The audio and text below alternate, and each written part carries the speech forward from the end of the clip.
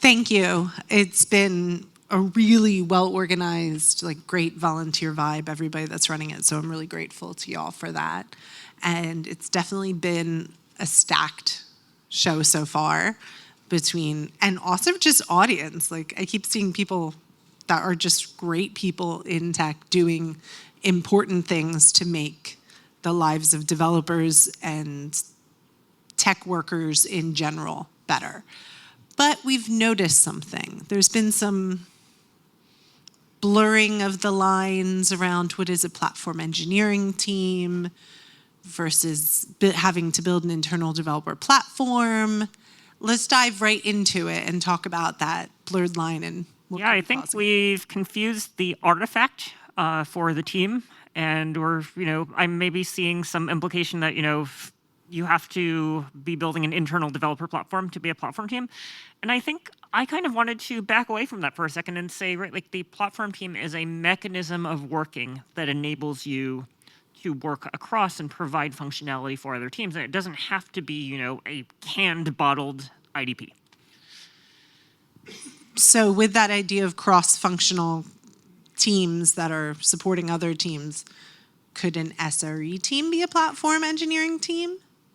I would argue that's kind of the direction that SRE has gone, right? Like, is that by and large, SREs have banded together as part of platform engineering teams, recognizing that, you cannot have a reliability be a separate concern from accessibility, testability, security, right? Like all of these various needs that all require kind of this cross-functional effort in order to enable teams that are delivering functionality. But I think, though, right, we can look at the fact that there are multiple styles of SRE teams, right? And then we can start categorizing them according to team topologies, right? Because you do have SRE teams that embed, right? That actually embed with each development team. You do have SRE teams that are more kind of hands-off and just saying, we're just going to build the primitives, right? Like, and then you have SRE teams that are somewhere in the middle that neither embed nor just purely provide a product, but they're consulting SRE teams, right? So I think it's helpful for us as SREs to kind of back away from the idea of SRE and go, wait a second, there are other people doing very similar things as us. Let's learn from them. Let's work together, rather than saying, oh, reliability is special, because it's not. Yeah, or security or platforms. But then it's not generalizing stuff, that's not the right word, but if you say anyone can be potentially any of these things, or they need to work together in these times where we have more code than ever, code that perhaps developers didn't even look at, or not enough did. And then we also have this time of like, hopefully it's ending of layoffs, but can this be a recipe for burnout for these teams if you don't say, okay, this team does this team does this? Yeah, I think this is why it's important to be clear what methods of working you're using as an SRE or platform team, rather than, try to tailor what you're doing to every single team that you're working with when you're actually trying to provide a platform. Or conversely, right, like if you are building things and you're not actually involving product managers and designers in the course of building something even for other developers, right? Like if you don't actually stop and listen, right? Like again, like you are setting yourself up to like, be like, hooray, we launched a thing, oops, no one's using it. And in fact, we have shadow IT now, right? So I think that the answer is awareness and introspection about how we work is so critical. Which human beings are so introspective by nature. I don't know. A lot of us just rush to do things and be helpful, and it feels good until you realize you've spent all of your time doing nothing but being helpful. So we're at a team topologies event, which means at some point people are going to basically vogue. With gestures, maybe, where do you see SRE sitting versus platform sitting versus security sitting? Right. I think we have to define together, right, like what does the golden thread look like, right? Like how do we enable most teams within an organization to adhere to SRE principles without having to themselves develop expertise in SRE, right? Like, you shouldn't need to have an SRE on your team. And also, even, right, like, this is the exciting thing. I think we're starting to see platform engineering teams that do not actually have a single person on them with the job title site reliability engineer. I think that that's a good thing, right? Like, but I think there are things that we ought to be providing as platform teams that kind of encompass some of the SRE ethos, right? So it should be easy for product development teams to have and maintain SLOs, right? That is functionality that either they wind up building it themselves, or they wind up, getting it from a horizontal effort, or they don't bother to do it at all. And I think that third option is, both the first and third option terrify me a little bit. Both bespoke SLOs and also no SLOs, right? Like, I think that we find them to be useful and valuable, and right, like, but they often can be hard for teams to grasp unless there's kind of someone translating, this is how we do this at this organization. Yeah, there was definitely a lot of talks accepted this year about metrics, which I think is always very interesting around platform engineering and all. But although many of those metrics were oriented around developer adoption, right? I think there is more to that in terms of not just developer adoption, but also what tangible impacts did we have upon user experience, right? End user experience, not necessarily just developer experience. like uptime or? Exactly, like uptime, or for instance, did we actually meaningfully improve the accessibility of our product by embracing platform engineering principles for accessibility, right? So for instance, actually, this is a fun little anecdote. The platform engineering team at Honeycomb, we have an SRE, we have SREs, but also the second group that we spun up within platform engineering was actually something that we call,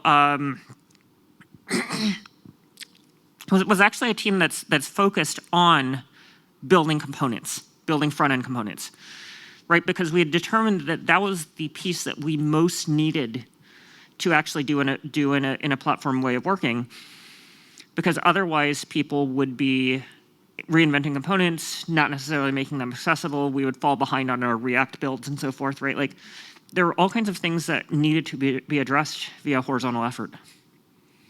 Interesting.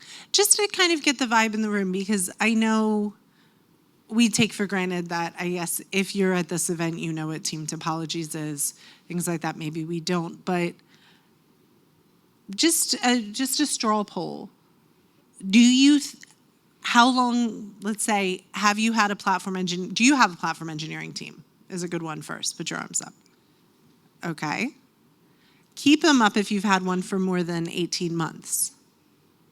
That was a really interesting part of a talk earlier where I can't wait to look this up, because as a journalist, this is some exciting but horrible, horrific, but very interesting data that evidently 45% of companies within 18 months of establishing their platform engineering program, they're either cut or they're in some sort of massive restructuring, which can be many things. It can be because it was an SRE team where they're like, you should just be in charge of the platform.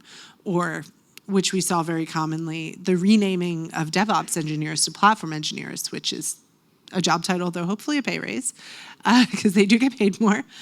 Or it could be because they weren't measuring and proving to business. So there was a really interesting talk earlier that really got into how should platform engineers talk to different business stakeholders leading ahead with metrics, which I thought was just a really important talk. It's kind of a sales demo in a way of how to talk, very Socratic. Don't lead with your features, talk about what their needs are, and then figure out what they need, and then lead with the metrics. So if a platform team is trying to onboard SREs or trying to get that funding convinced, what is the argument they should be making to the SREs? How can platform team better serve SREs? Yeah, I think that goes to how are you making it easier to bake things in by default that otherwise the SRE team would have to go around to every team to ask them to do. right? One of the things that we spent ages going back and forth at Google about from 2015 to 2020 really was talking about the idea of the end-funded mandate, right? Like, security says that thou must adopt end-to-end encryption between every service, or reliability says thou shalt start maintaining SLOs, or that you have to start enumerating everything that has a single zone dependency, right? Like things like that, right? Like, and you would just have these mandates pile up because disconnected teams were issuing them, and also there was no central way of actually, for teams to comply, right? So I think when you can make a SRE team's job easier as a platform team, if the SRE team is not already part of the platform team, just by trying to move some of those things that the SRE team would otherwise have to do consulting with teams one by one into elements of the platform that get adopted. One question I did have though, seeing people raise hands, how many of you are the platform team out of the ones who said, oh, you have a platform team, or how many of the people here are actually the platform team themselves? No judgment. Okay. Okay, that's good to see, right? Like, because I think a lot of the trap that we fall into a lot is the platform engineering and SRE conferences are filled with SREs and platform engineers and not necessarily the people who are interacting with them or who are stakeholders. So it was interesting you talked about the embedding or not, because there is that idea. With a lot of organizations starting out will either, with their platform, have their platform engineer embed on an app team for 3 months, or borrow, which takes confidence to convince product to slow down and let them, a platform engineer to help build that feature that team wanted, to help scale, to prove that proof of concept that then you can scale across the company because this team found success with it. So how many people think they're like just starting out on their platform journey? Okay, interesting. I would have assumed more. That's really good. How many think they're day 2? They're like fully out there. Okay. So where do you start on this? Like, should a company that's looking at this, they likely have SREs? Are you finding like most companies do already if they're on their platform journey, or? I think SRE is this term that we've worked to try to standardize over the years, but is still a little bit far from standard, right? Like, and we've simultaneously had DevOps and SRE efforts. Just to briefly stereotype, and this is a grossly inaccurate stereotype, right? Like, historically, kind of, if you had both a DevOps team and an SRE team inside of the same organization, enterprise organization, typically the DevOps team would be the CI/CD build and release team. And the SRE team would be the reliability infrastructure, incident, not necessarily responding to every incident, but creating the incident management program, creating SLOs, right? So I think if you are looking at an organization, chances are, just by the nature of software being software, they have some kind of release engineering or CI/CD team, whether it's called DevOps or not. They may or may not have an SRE team, right, to start with. But either way, I think that it's really, really powerful to bring all of these teams together, because SREs care a lot about having reliable build pipelines, because if you don't have a reliable build pipeline, your fixes are not getting shipped, right? You are not able to address outages in any other way than rolling back, right?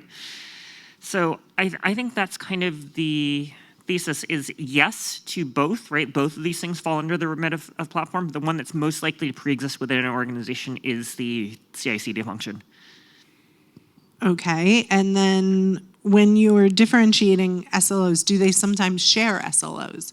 Do they share goals like SRE platform, this, we could say friction or collaboration, hopefully? Oh, so I love the idea of doing SLOs for builds, right? And I think it's underappreciated, right? But if you don't actually put a stick in the ground and say, this is, right, like this is how fast our builds were before, this is how we're making it better over time, right? Like this is, right, like you're talking earlier about metrics for a platform team, right? Like just having a metric for the lead time, how quickly can we ship things, right? And to show improvement in that, right? Like that increases confidence in the team, right? And it also gives that team firsthand experience with, okay, this is what setting an SLO is like, even if it's not for an external product-facing feature. But it's still we are really buying into in this the platform as a product, so it's still for a customer.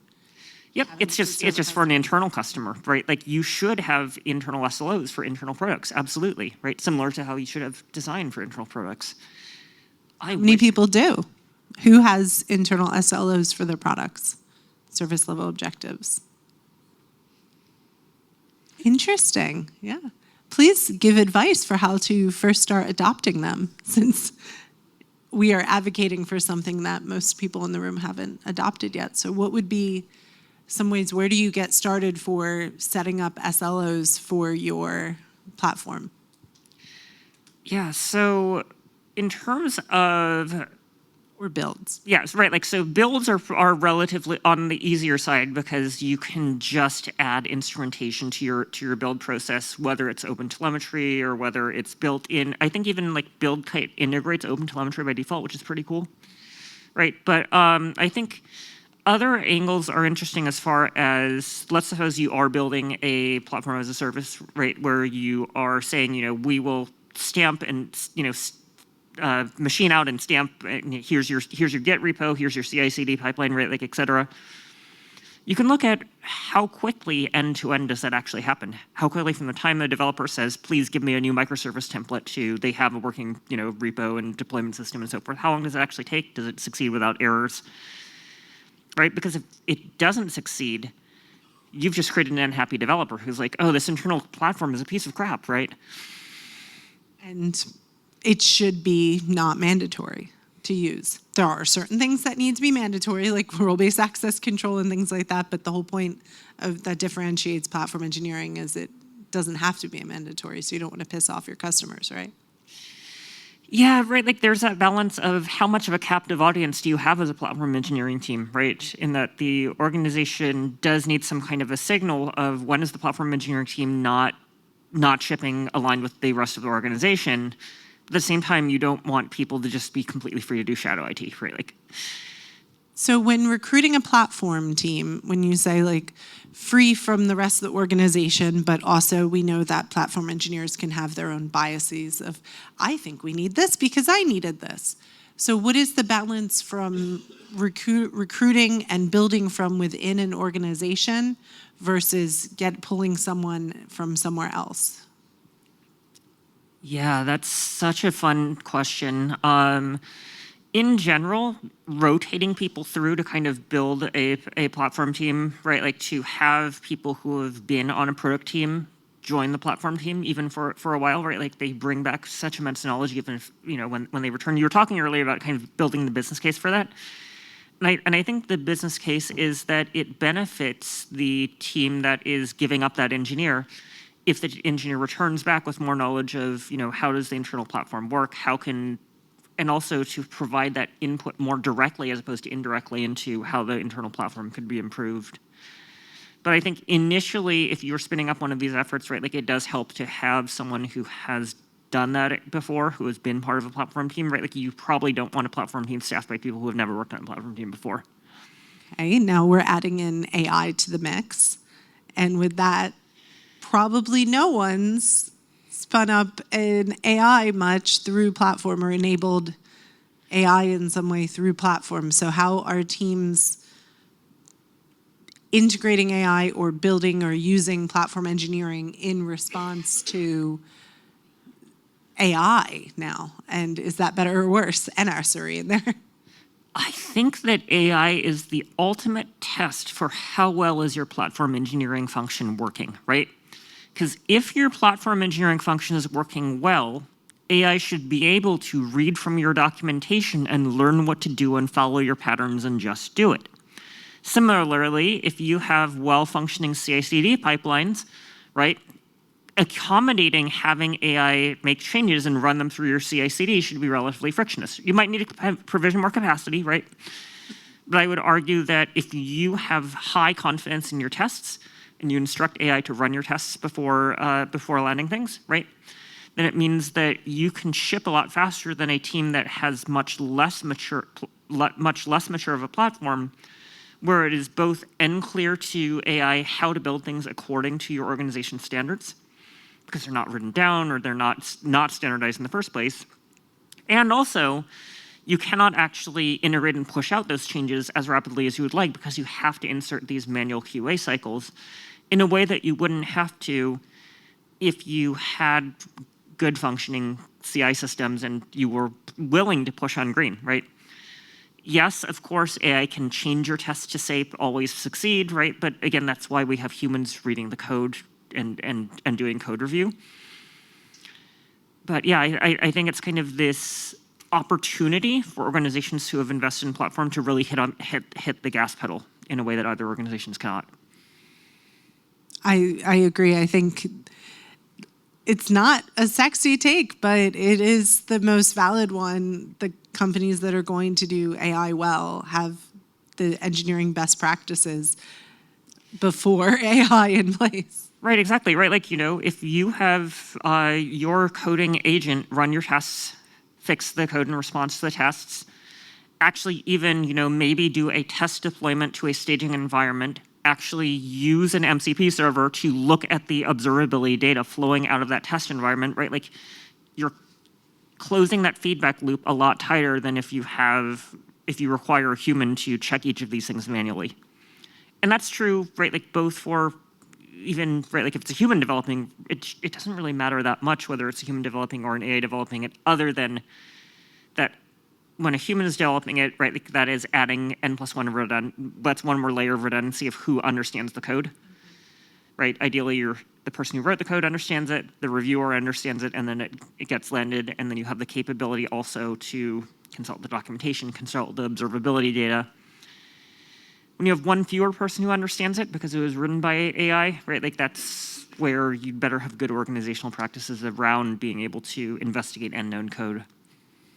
Absolutely. The unknown unknowns, as Charity has taught us, and which I guess are going to grow exponentially in the age of AI, maybe.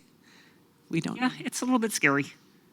It's exciting. There's exciting things, but note that none of us are like, oh my God, the best use case is code generation.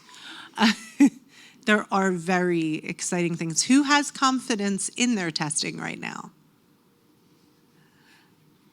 Okay. That's a couple. That's more than the other. So that's not bad. So how do you get this observability into your CI/CD pipeline that is so necessary for platform engineering and for observability at the scale it needs to in AI? Yeah, so I think CI/CD observability is, basically either your test runner is generating trace spans for every step, for every job that it's running, or you are using something like the OpenTelemetry CLI, which basically allows you to wrap running arbitrary commands in trace spans. Right, and that gives you, okay, right, like this is how long end-to-end my build pipeline is taken, this is how long each individual step is taking, right? And then you can use that to say, this is the number of developer hours we saved waiting on the build, right? And the more builds you have, the more you're going to want to reduce the amount of time, both from the sake of money spent on build and also for the sake of cognitive switching of I'm waiting for this thing to finish, and if I switch to something else, I'm going to drop my state.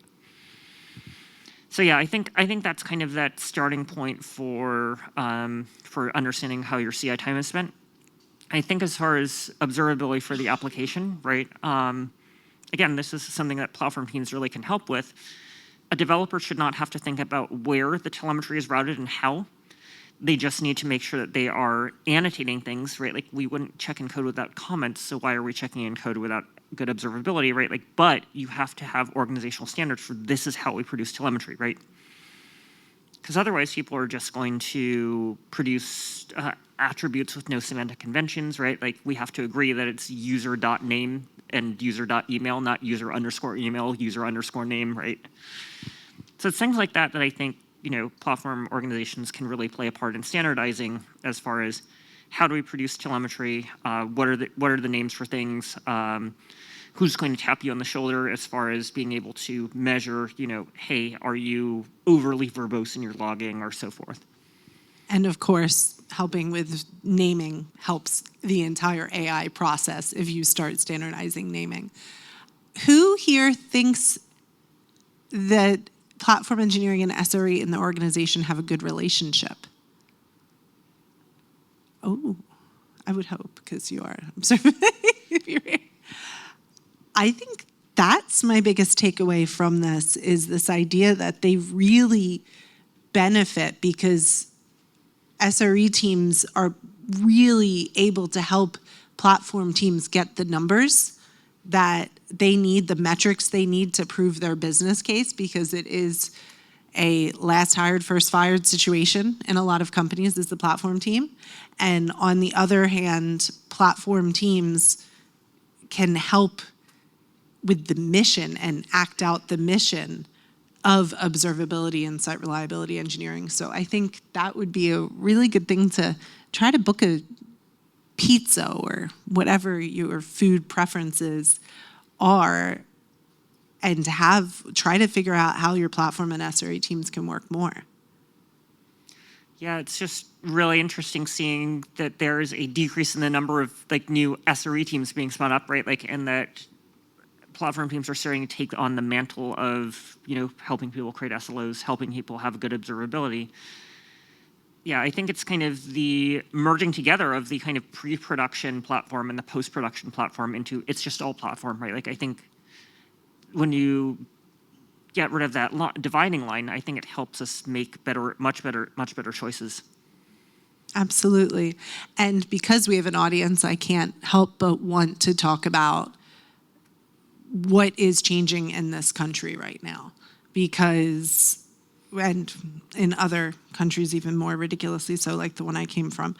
But back in December 2020, the Scotland gender recognition certification came out where they would legally recognize a person's gender. But then for those that don't know, my understanding is basically when Scotland disagrees with British law, the Supreme Court comes in and tries to change it. This last April, the UK Supreme Court overturned the GRC and legally defined something that's actually not definable, woman and man, which is an active harm against any trans or non-binary person visiting or living in the UK. So I would say that a lot of people in this audience have access to more money and influence than a lot of other people. So how can we use that to support our trans and non-binary colleagues in the face of, I'm trying not to cuss because Paula tells me not to cuss, but this BS. Yeah, I think, one of the really interesting things about the field of SRE and platform engineering is there are a lot of queer people in SRE and platform engineering. Like, we are disproportionately represented in it. And I think that there is a talent risk as far as the UK is concerned, right, of people who are queer choosing to leave the UK. And yes, right, like, I am also a visitor to this country. And unfortunately, this is probably my last trip to the UK for quite some time because of the EHRC guidance that is coming very soon. And the good news is that it has not yet been put to Parliament, so there is still time to talk to your MPs about the fact that the EHRC guidance is rumored to, of course, no one has seen it yet, which is the problem, but it is rumored to forbid people like myself from using Blue, which is in public, which is a problem, right? Like, and it doesn't just say that businesses can choose to exclude trans people. It goes even further and says businesses can be sued for allowing trans people to use Blue. And I think, right, like, that's something that would prevent me from visiting the UK and educating you all like this in the future. So. That is something that I would suggest to talk to your MP about. And I do find this is a place where it does not matter if you are a citizen, you can talk to your MP. If you pay taxes here, you should reach out to your MP. They have office hours and everything, but put it in writing, I'd say also. But follow up, I think it is something that you can literally access and should. Are there any? I think, right, like, it is, from my perspective, it's kind of, I look at systems, right, like, and I'm just like, wow, that is a incredibly fragile system. And there are so many things that we can do to help strengthen the safety net. So anyways, yes, that is our little Are there any related to platform charities engineering and you not would related to suggest? platform Yeah, engineering no. digression. Yeah, so Not a digression. the, it's a core, I think. yeah, there's an organization which explicitly has not registered as a charity in order to avoid potentially being, politically prosecuted. But it's called the Good Law Project, and it's got a member of the King's Council who is basically trying to argue that the HRC guidance is illegal under UK law and is illegal under the European human rights law. So. Absolutely, that's a great one, the Good Law Project. Hopefully the guidance doesn't wind up being passed by Parliament, and then I can continue visiting this lovely country. Yep, make sure they know it pisses you off because it's disgusting. Another charity I would just like to name is Not a Phase. I think we need to do a lot of things when we can right now to create joy, and this is a UK charity that creates moments of joy and safe spaces to exercise and things for trans and non-binary people, which is a great charity as well. It's a really tiny charity I would recommend. And then if your company is willing to sponsor visas and you are actively creating a safe space, tell where you sponsor visas in your job ad. I'm really sick of not being clear of if companies are sponsoring visas or not and what they mean. And if you mean remote, you better mean remote. Otherwise, don't say remote, because remote should be geographic. That's actually an interesting thing that, I find RTO mandates going on in our industry are kind of this interesting. In office. Yeah, Jen, everyone in this audience has heard RTO before. Yeah, I think RTO is definitely, in some cases, right, like people genuinely value collaboration. In other cases, it tends to be this kind of top-down, like, we want to see our employees to control them. I think that unfortunately, it hinders the productivity of many teams. It's an act of aggression. But I think if your teams are asking you that they want to meet because it will help them do this thing, then that's a great moment to have a moment of innovation and collaboration and ask them where they want to meet and how they want to meet. And that's great, but it's like a real estate grab at best to just say top down they have to meet together, because when it comes down to it, team topologies, having faster flow comes with finding how your teams work together best and meeting them there.